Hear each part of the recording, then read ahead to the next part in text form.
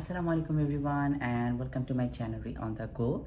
This is me, Ether, and you know that in my channel I have been sharing my whole journey to get Canadian permanent residency, and as I have just landed as a new immigrant in Canada, so now I am sharing my activities in Canada and some important tips, some my experiences. So these are the things I am now sharing.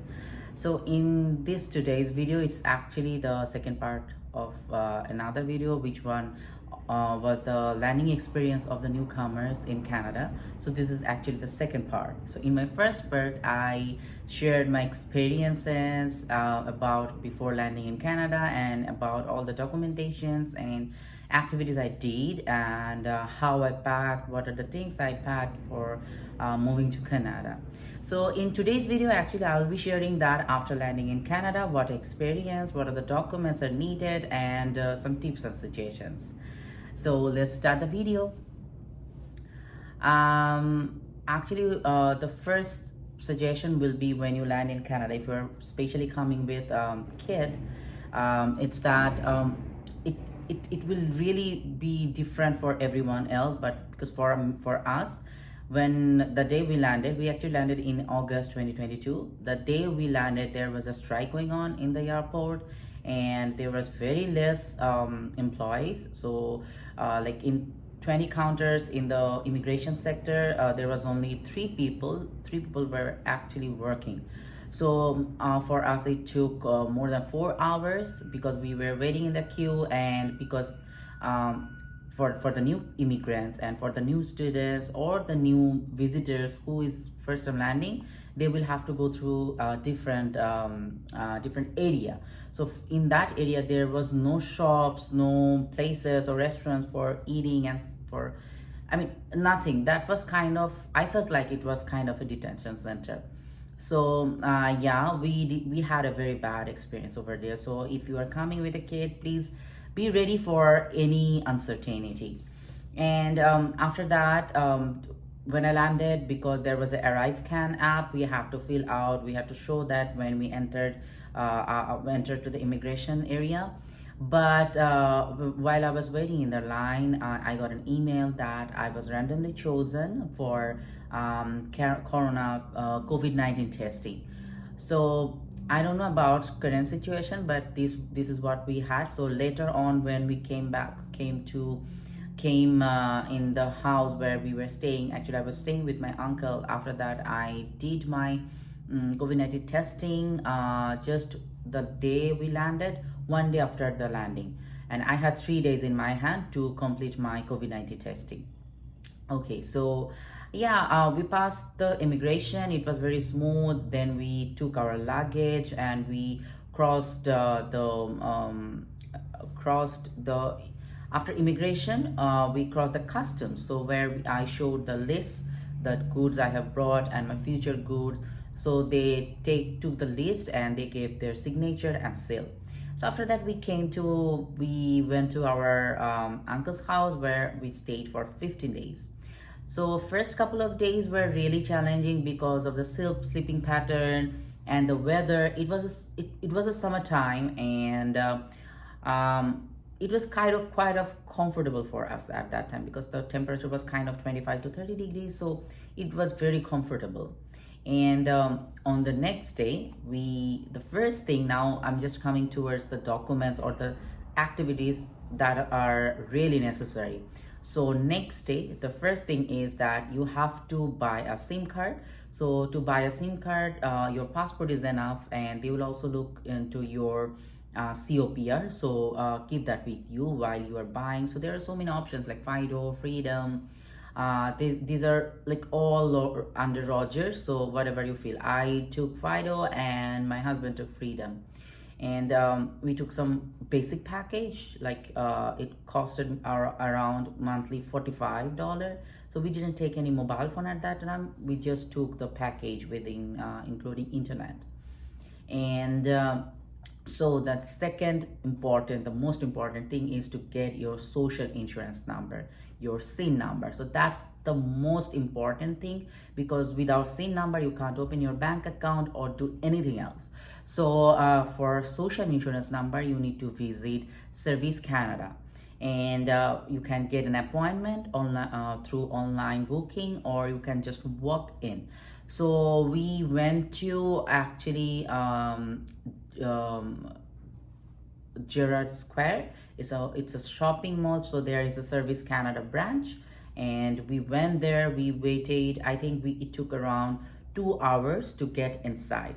And of course, your kids are mandatory to be there, because they will also get a separate social insurance number. So each of us got a separate social insurance number.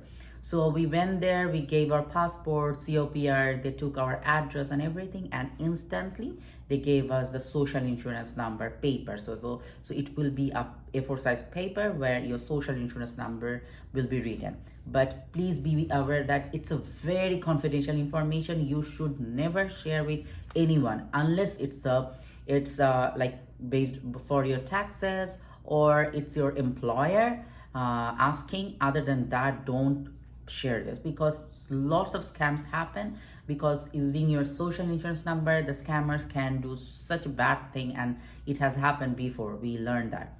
Okay, so the third thing will be opening a bank account. So there are so many bank options. You can go to anywhere using having all of this, and then you can open your bank account. But before bank account, you should have your address. That means, if you have, in my first video I say that you should have a rented apartment, or however you feel like, because the bank also need your address. So of course you can change that later on, but it's better that if you have a rental agreement, your lease agreement, it's called lease agreement here, you should use that while you are opening your bank account. And so that's the third thing. And the fourth thing will be the health card. So before coming here, and also in the website it's written that it will take if I remember, it will take more than 3 months to apply to be eligible to get health card. So this is where we did wrong.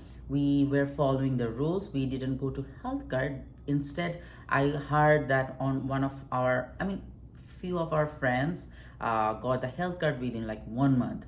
So after only 2 months, we then went to get the health card. And for health card, if you're in Ontario, you will need to go to Service Ontario. So that time it should not be the Service Canada, it should be your Service Ontario. So that's a separate entity where you will go, and with your there is a for getting health card, there will be separate forms. So you will fill out over there, and you will give that. They will take your passport, COPR, your social insurance number, everything, and they will give you a temporary health card. That's a A4 size paper providing your health card number. But the health card is a separate plastic card. You will get it later, which will be mailed, like posted to your address. And that's the fourth one. And the fifth one is that if you have kid, you definitely, if they're under 18 and they may be eligible for Canada Child Benefit. So don't wait, just instantly try to apply for Canada Child Benefit. You can see the eligibility information and how to apply information on website. So you can find it to CRA, Canada Revenue Agency website. So you can go to www.canada.ca, where you can select the income taxes, and then you can get that information in. CRA is the tax agency, because Canada Child Benefit is that you get a benefit for your kids, and it depends on your income, and you will get, and that's a very good amount of money. It may be it's really helpful for the newcomers. And to do that, you will have to, I think, fill out 2 forms, and you have to also declare your world income, also known as statement of income. So you can go to any agency, like Immigrants Helping Agency, and they will be able to help you, like social workers. You can find so many social workers in different agencies. So it's immigration for helping immigrants related agencies like YWCA, and Jump Scarborough. There are so many agencies you can find online, and you can go there and they can help you to fill out the forms. And after that, if you know driving, and getting a driving license is very important, so don't wait. And the sixth important thing is this, that do your G1 license, because PR card, it takes time. And you should have an identity. Though I haven't completed my G1 test, but my husband did. And I am just waiting. And the last one will be that getting your permanent residency card. So while you pass the border, I mean during your immigration, you provided an address. So only in that address, your permanent residence cards will be mailed. So in this case, I want to share you an experience. I received my permanent residence card after 4 months. My husband received after 2 months, and my kid received after 5 months. So what happened? The first card, my husband's card, was posted to my uncle's house because we gave this address during our immigration. But mine and my kids didn't receive. So waited one month. I called immigration office, IRCC office. They told me to wait, and then after I waited around 1.5 months, and I called back, and they said that yes, the cards were returned back. I don't know what happened, but I say that my husband already got, and we didn't get anyway. So they posted again, but in the meantime, I changed my address and I gave my own address. But what they did, they posted mine, but they didn't post my child's. So I received my card just before Christmas, and then I again called that I received mine, but my kid hasn't received. So they said that they sent mine, but they didn't send my kids. So they sent again, and we received my kids' permanent residence card in January 2023. So that's a hectic experience. So I'm just sharing this because it depends on people and people's circumstances, because these cards are posted through Canada Post. So I don't know. I think that's a human error. So yeah. And of course, another thing is, if you have rented your lease agreement, you should always have this with you, and other essential things like that you need, that getting a cable TV connection. So we took a Rogers connection. I think we give $45 per month. It includes the Wi-Fi and our cable TV. And yeah, so this is kind of the documents part, what we had to do. And we waited for 1 month for applying for a job, because it was a summertime. We wanted to enjoy our time. So I think we searched from September the job, and there are so many employment agencies. Actually, we went to Access Employment, and where they guided us, and there were so many options for different courses, lessons. So I got enrolled in a new lesson they were offering. It was a free session, like for 1.5 months. That's known as for CPNW. That's the newcomers women, for newcomers women only. So there they showed us how to write the Canadian resume, because the resume I brought, that was really not up to the mark according to Canadian standard. So we had to restructure. We had several lessons on interviews, and how to accommodate in Canadian work culture.